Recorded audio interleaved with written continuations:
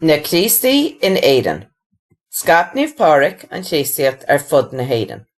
Thaistil sé ó áit go háit a múna do dhaoine faoi dhia.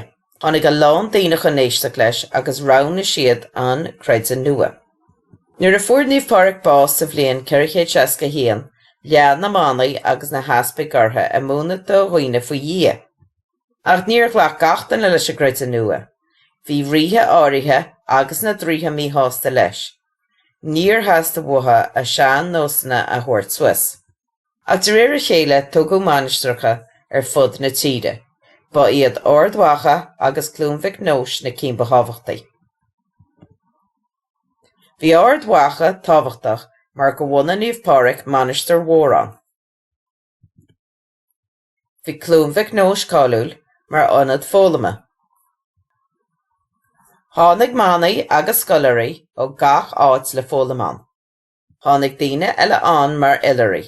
Tháinig siad le páirteacha a rá agus le cuairt a thuairt ar an áit sníofa. Bhí daoine a bhí a taistil in an lóistín a áil sa bhainisteoir.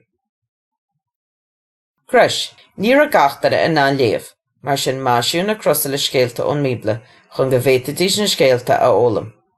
Waise siad iad le simpel ceilteacha comá. An ré orga, bhí clú agus cáil ar na scoileanna sna Maistireacha, mar sin tháinig go leor scoláirí chun fólam ite.